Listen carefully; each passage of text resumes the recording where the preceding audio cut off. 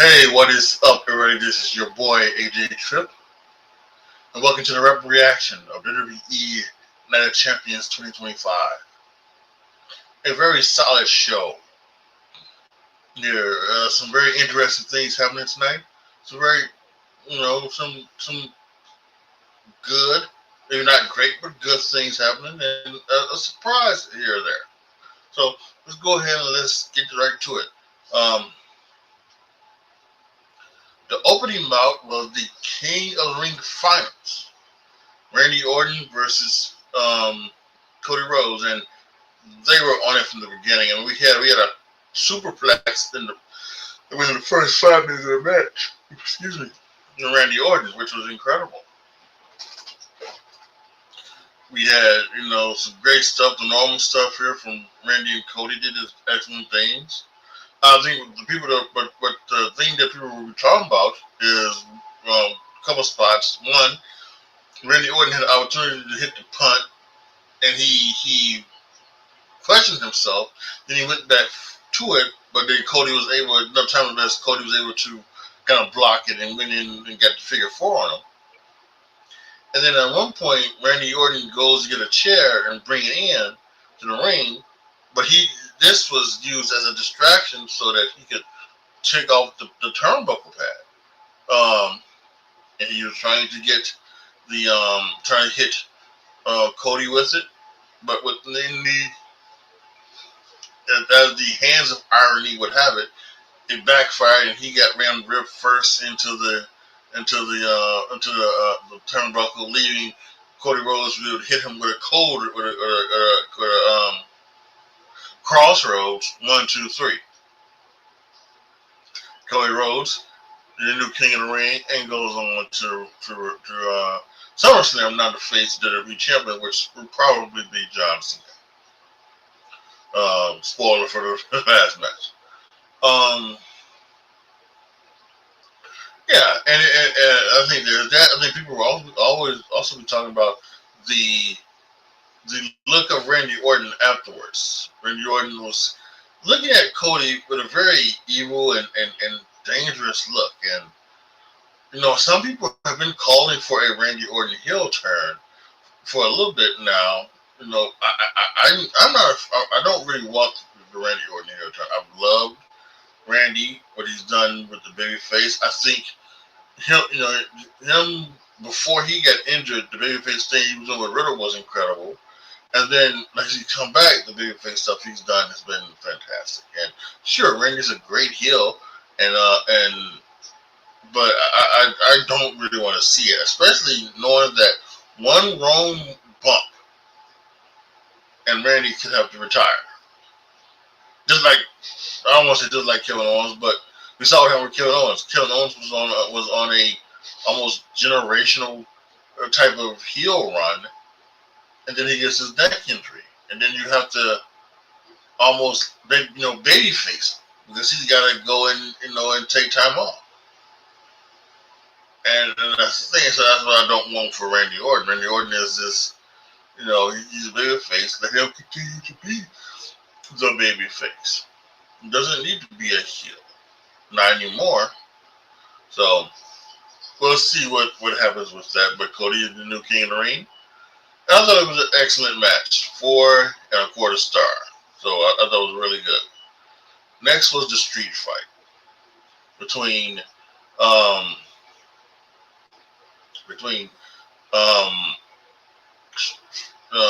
Rhea Ripley and Raquel Rodriguez.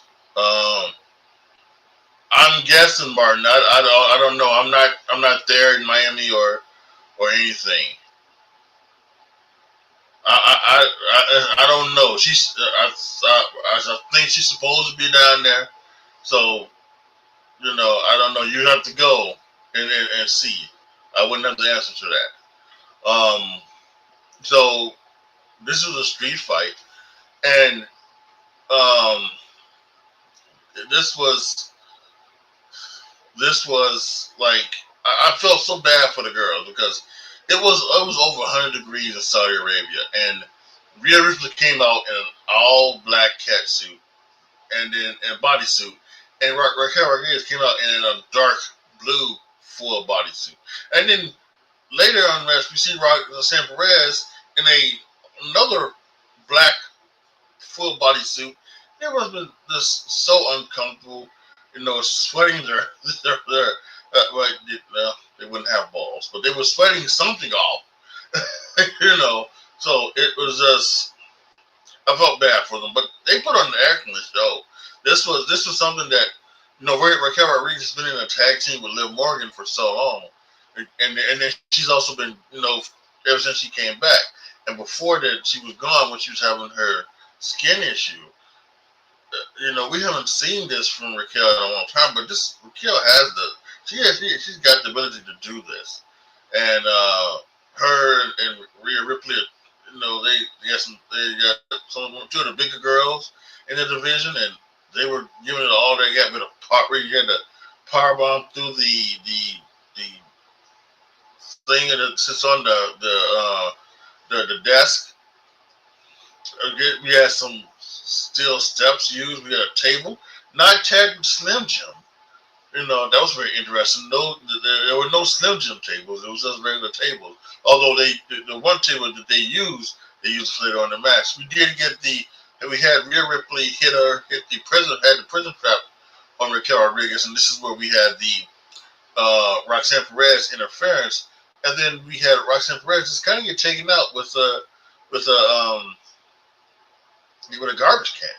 So then we got back to the match, and then we ended up with Raquel and Rhea are sitting on top of the table in one of the corners, almost reminiscent of going back to the 2001 street fight with Kurt Angle and Shane McMahon, where they had a board on the they set a board on top of the top rope, and Kurt Angle hit the Angle Slam off of that. To win the match, and this shit, Rhea Ripley hit a riptide off of that to Raquel Rodriguez for the victory. Good match, very good, very great.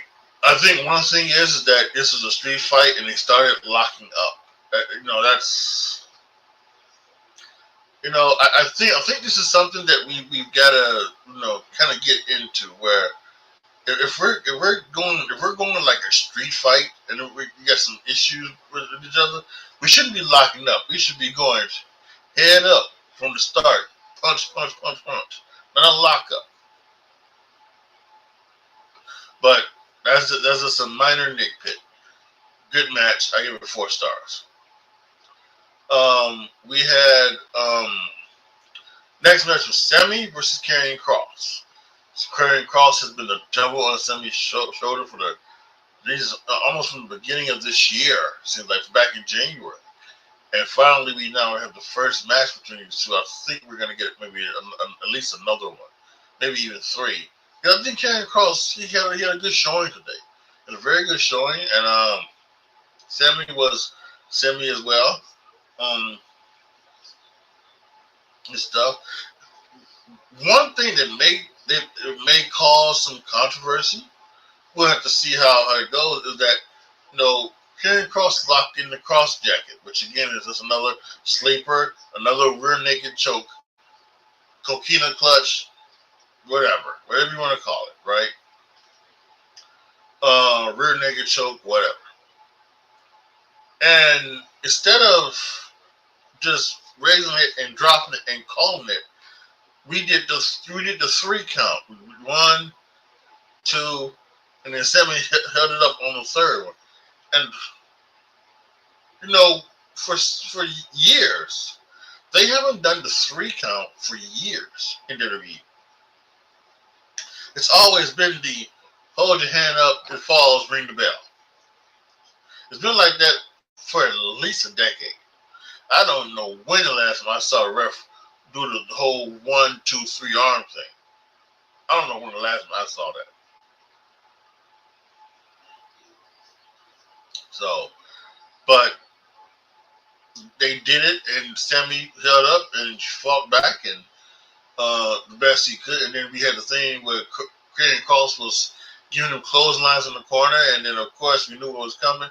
He hit one clothesline, he went back to the other corner to go back for another one. Somebody followed him in, bam, hit the hula kick, 1, 2, 3. Sami Zayn wins. Again, I said great showing for Cross. Sami was Sami in this match. I gave it 3 stars. Next is the United States Championship match, where champion Jacob Fatu took on Solo Sikoa. Again, this was perfectly fine. Some good stuff here. We know the story, the backstory. You know, Jacob was feeling like he started to feel like he was getting used by Solo, and Solo kind of admitted that. You know, the thing. Solo and Jacob cost Solo the Money in the Bank briefcase. You know, and you know he didn't want to rejoin the family, so then we had the whole thing with this happening. So it came down to this, and again, it was a really good match. We knew at some point we were going to get interference when JC Mateo came down. But then also Tonga Loa came back, and he came out and he hit Jacob Fatu with a like a spinning neck break out of the corner. That didn't get him. And we fought a little bit more, and Jacob had he hit the jumping moonsaults, and then here comes Hikuleo. Hikuleo came out, and he came out, big guy. Michael Cole didn't know what to call him because when Jim Cobb appeared, called him Jim Cobb. His name ended up being JC Mateo. So he didn't want to call him. I think he wanted to call him Hikuleo, but he was kind of stuttering because he didn't necessarily know what to call him. And he was like, he's Tonga Loa and Tama Tonga's brother, and he chokeslammed Jacob Fatu onto the announce table, threw him back in the ring. Solo Sikoa hit a Samoan spike with a tremendous sell from Jacob Fatu, 1, 2, 3, and surprisingly enough, we got a new United States champion, and Solo Sikoa, and he's got a family. He's got JC Mateo, he's got Tonga Loa, and he's got Hikuleo. Now, so it is back. He is back. I don't think it's going to be the bloodline, but he is, you know, he is back with his family, and Jacob Fatu now has to deal with 4, and I'm sure Tama Tonga is coming back pretty soon as well. So he'll have to be dealing with 5 against 1, but maybe he'll get a little help from Big Jim. Yeah, again, decent match, 3 stars. The Queen of Ring Finals was next, with Jade Cargill going up against Asuka.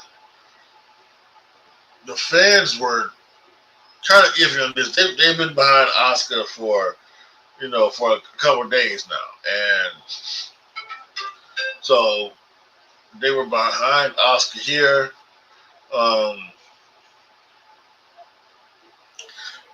They were trying some things. You know, it's been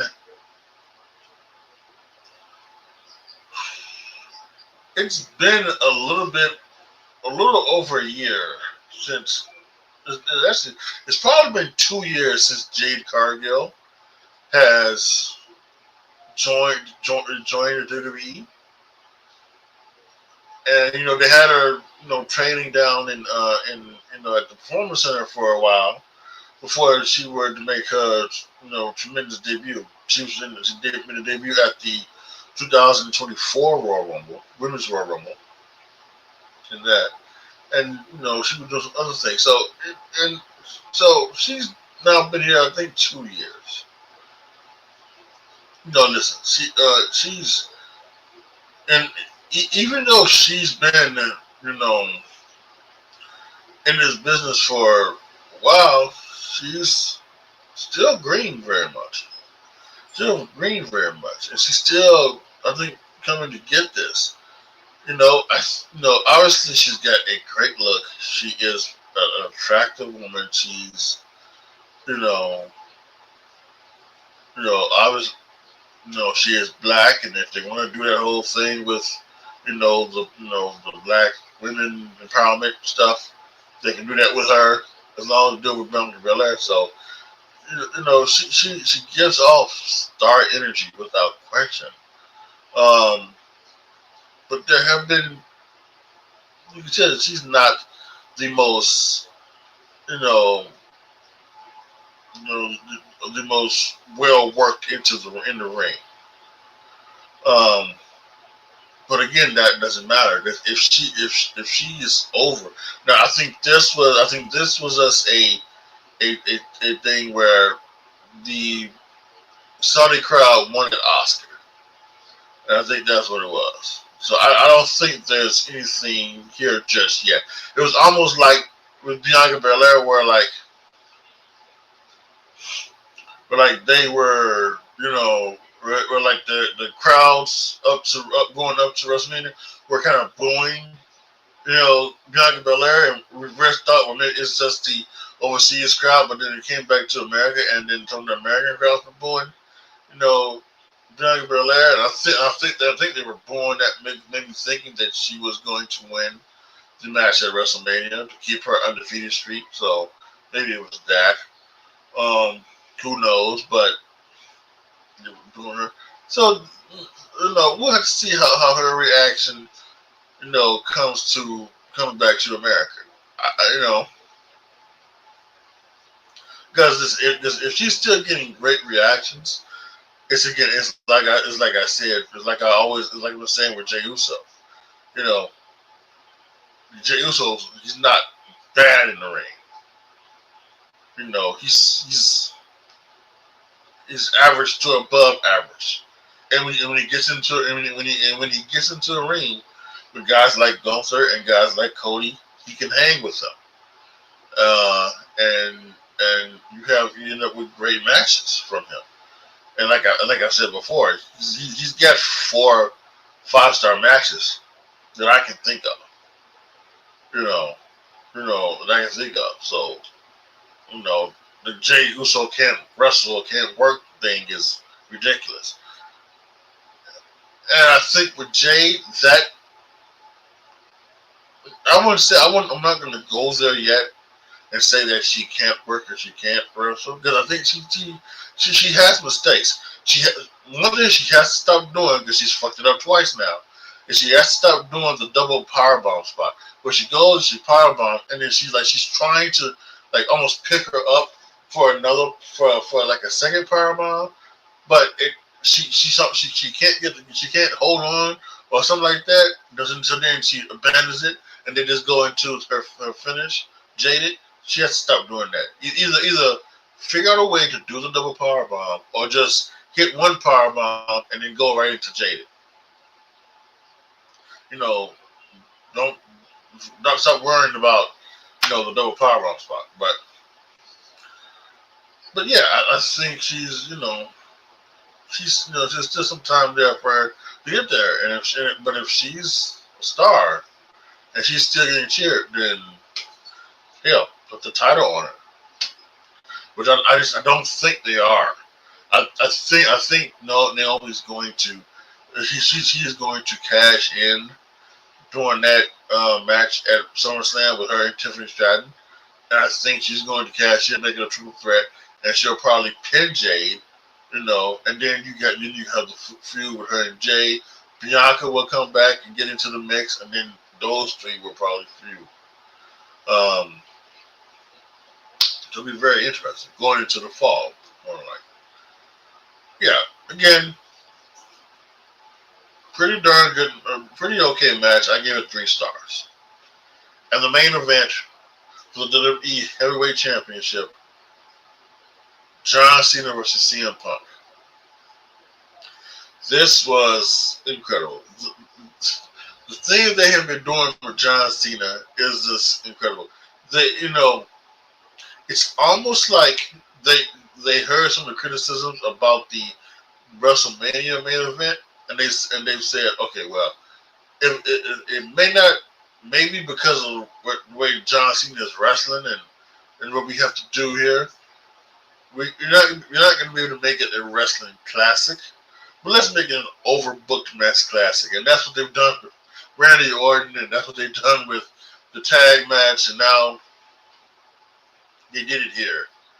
Uh, but actually the match when it was just Punk and Cena was great, and it was awesome. Again, I do think that once we get into the hit the finisher so many times and they kick out, it kind of ruins, some of the things.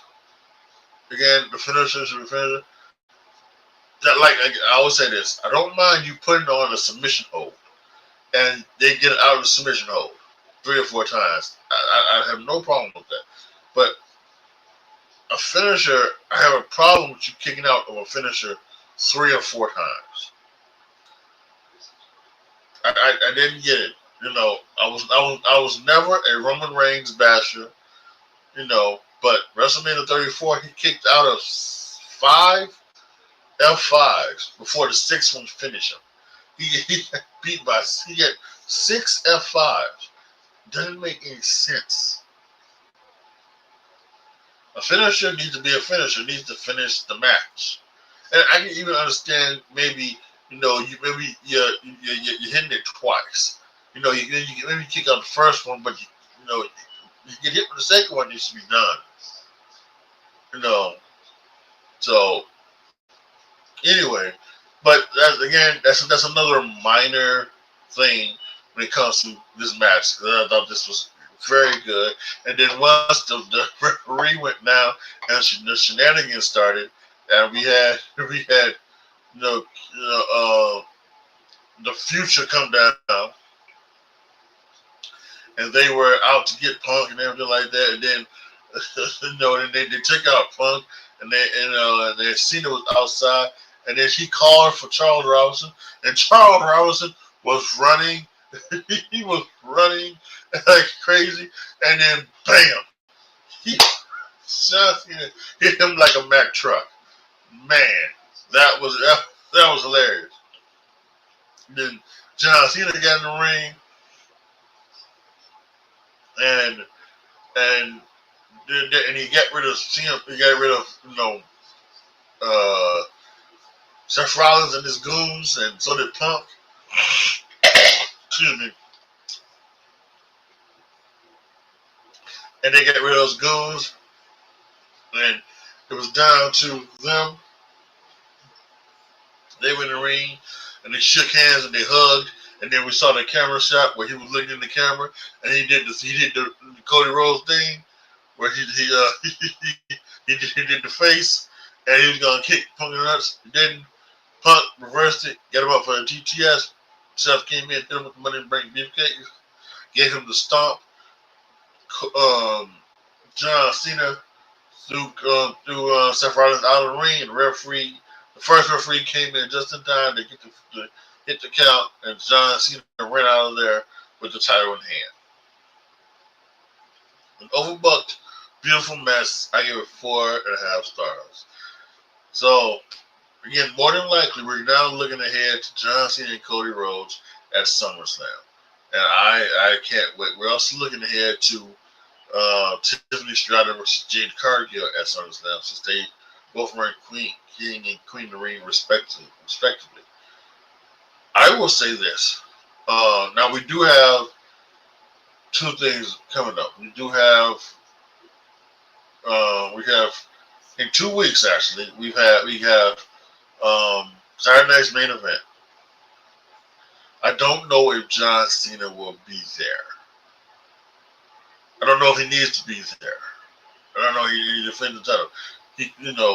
Especially when we got like only 14, 13 appearances left, and we've got so much time.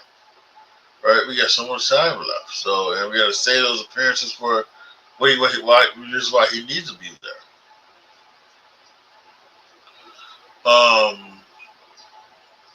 And then we got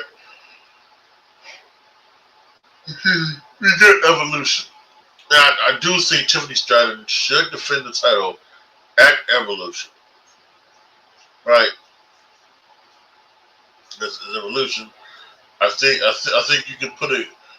I think all the women's titles should be defended, right?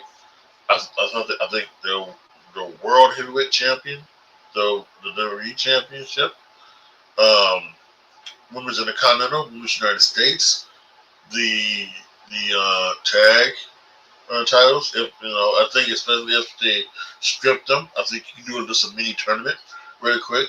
Maybe do like something on Raw where like a tag team, and then the final two can go meet at Evolution.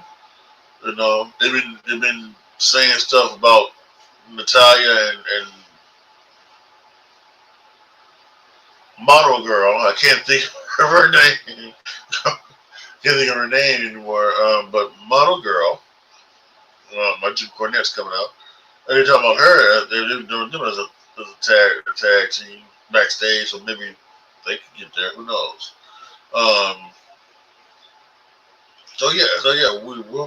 we will see what happens with at Evolution. But I would like. I think if you did that, right? I think if you did the two top titles, the two mid card titles, the tag title, and you did one more match, or maybe even two more matches, like do like you did the first one, and have a women's battle royal. And hell, maybe what you can even do is maybe have a women's battle royal, so where the winner gets a shot at maybe Io Sky's championship. But you can do that. So we'll have to see. But yeah, John Cena versus Cody Rhodes and Jade Cargill versus Tiffany Stratton looks like that's happening at not live like it, they are happening at SummerSlam. So there you have it. That was going to be Night of Champions, my review of it. Again, I think a very interesting pay-per-view. I can't wait to see what we have next. Don't forget, everybody, make sure to set your reminders. They're doing a double taping on Monday. They're taping SmackDown after Raw. So they're doing Raw early, 6 p.m. Eastern, 5 p.m. Central Time. So make sure to go on your phone calendar and set your reminder so that you know that, or if you got the ability to set a DVR or something. If you're not watching, well, I guess you are watching Netflix. So yeah, so that's what you're gonna do because July 4th is on a Friday, so that's why they're doing the double taping. And next Friday it will be 2 hours, back to 2 hours for SmackDown. So yeah, don't forget that reminder. All right, guys, that's gonna be it for this rapid reaction. Post your comments down below. Tell me what you guys think if you're watching this on the on demand. Let me know in the comment section what you think about my ratings. What were your rankings? Let me know all that down in the comment section. Like the video, share the video, subscribe to the channel. And as always, thank you guys so much for watching. This is your boy, AJTRIP, signing off. As always, be good to each other, y'all. Be careful out there. And I am out.